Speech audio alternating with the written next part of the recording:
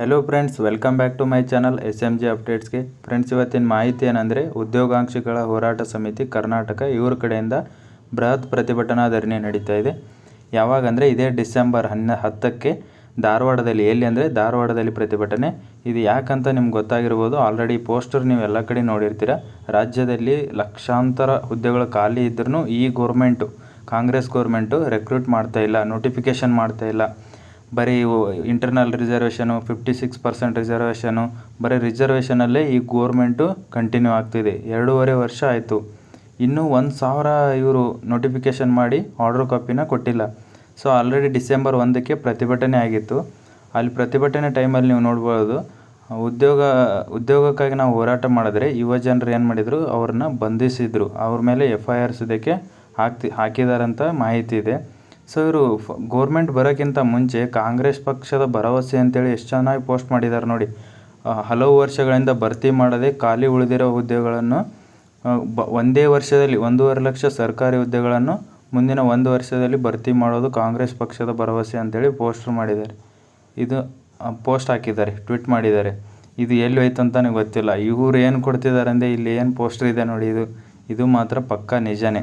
ಯುವಕರಿಗೆ ಚಿಪ್ಪು, ಏನು ಬಿಟ್ಟಿ ಭಾಗ್ಯಗಳು ಕೊಟ್ಟಿದ್ದಾರಲ್ಲ, ಆ ಭಾಗ್ಯಗಳು ನಮಗೇನು ಬೇಕಾಗಿರಲಿಲ್ಲ. ಗ್ಯಾರಂಟಿ ಸ್ಕೀಮ್ಸ್ ಕೊಟ್ಟಿದ್ದರಿಂದನೇ ಈ ಥರ ಸ್ಟೂಡೆಂಟ್ಸ್ಗೆಲ್ಲ ಪ್ರಾಬ್ಲಮ್ ಆಗ್ತಿರೋದು. ಯಾಕಂದರೆ 2 ವರ್ಷದಿಂದ ಒಂದು ನೋಟಿಫಿಕೇಷನ್ಸು ಇಲ್ಲ. ಬರೀ 56% ಅವ್ರ ಸಲುವಾಗಿ ಮಾಡಿರೋದು. ಇವಾಗ ಅದೇ ನಮಗೆ ಪ್ರಾಬ್ಲಮ್ ಆಗ್ತಿದೆ. ಕೆಲವು ಸಚಿವರಂತರೂ ಬರೀ ಸುಳ್ಳು ಹೇಳ್ಕೊಂಡೆ ಇಲ್ಲಿವರೆಗೂ ಪಾಸ್ ಮಾಡಿದ್ರು.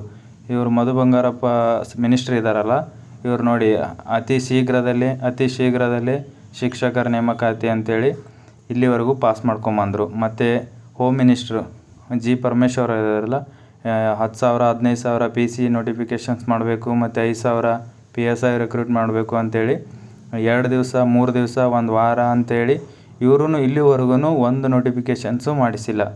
ಓಕೆನಾ. ಅದೇ BJP ಗೌರ್ಮೆಂಟಲ್ಲಿ ಆಗಿರೋದನ್ನೇ ಇವಾಗ ಕಂಪ್ಲೀಟ್ ಮಾಡಿದ್ದಾರೆ. ಮತ್ತು ಮಹದೇವಪ್ಪ ಇದ್ದಾರಲ್ಲ, SC ಮಹದೇವಪ್ಪ ಅವರು ಕೂಡ ನಿನ್ನೆ ಒಂದು ಸ್ಟೇಟ್ಮೆಂಟ್ ಕೊಟ್ಟಿದ್ರಂತ ಇತ್ತು, ನ್ಯೂಸ್ ಪೇಪರಲ್ಲಿ ಬಂದಿತ್ತು ಆರ್ಟಿಕಲ್ಲು. ಬಟ್ ಇದು ನಿಜ ಅಂದ್ಕೊಂಡು ನಾವು ಖುಷಿಪಟ್ಟಿದ್ದೀವಿ. ಯಾಕಂದರೆ ಮತ್ತೆ ಹಳೆ ಮೀಸಲಾತಿಯಂತೆ ಖಾಲಿ ಹುದ್ದೆಗಳು ಭರ್ತಿ ಮಾಡ್ಕೊತಾರೆ, ರೆಕ್ರೂಟ್ ಮಾಡ್ತಾರೆ ಅಂಥೇಳಿ. ಬಟ್ ಅದನ್ನು ಇವಾಗ ಉಲ್ಟಾ ಹೊಡೆದಿದ್ದಾರೆ. ಯಾಕಂತ ಗೊತ್ತಾಗ್ತಿಲ್ಲ. ಇನ್ನು ಇದನ್ನು ಕಾನೂನು ಹೋರಾಟ ಮಾಡಿ ಬಗೆಹರಿಸಿ ನಂತರ ನೇಮಕಾತಿಗಳನ್ನ ಸ್ಟಾರ್ಟ್ ಮಾಡ್ತಾರೆ ಅಂಥೇಳಿ ಇಲ್ಲಿ ಅವರೇ ಪೋಸ್ಟ್ ಮಾಡಿದ್ದಾರೆ ನೋಡಿ. ಸರ್ಕಾರ ಸೂಕ್ತ ಕಾನೂನು ಹೋರಾಟ ಮಾಡಿ ನಂತರ ನೇಮಕಾತಿಗಳನ್ನು ಮಾಡೋರು ಇವರು. ಇನ್ನೂ ಯಾವಾಗ ಆಗುತ್ತಂತ ಗೊತ್ತೇ ಇಲ್ಲ. ಓಕೆನಾ. ಸೊ ಫ್ರೆಂಡ್ಸ್, ಅದಕ್ಕಾಗಿ ಈ ಪ್ರತಿಭಟನೆಗೆ ಎಲ್ಲರೂ ಸಪೋರ್ಟ್ ಮಾಡಿ. ಏಕೆಂದರೆ ಇದೇ ಡಿಸೆಂಬರ್ 8ರಿಂದ ವಿಂಟರ್ ಸೆಷನ್ ಅಧಿವೇಶನ, ಚಳಿಗಾಲ ಅಧಿವೇಶನ ಆರಂಭವಾಗುತ್ತೆ.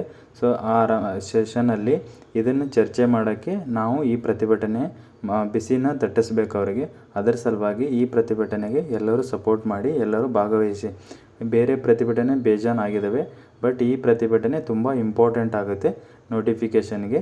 ಈ ಪ್ರತಿಭಟನೆ ಅವರಿಗೆ ಬಿಸಿ ತಟ್ಟಿದ್ರೆ ನೆಕ್ಸ್ಟ್ ನೋಟಿಫಿಕೇಷನ್ ಸ್ಟಾರ್ಟ್ ಆಗ್ತವೆ. ಓಕೆನಾ.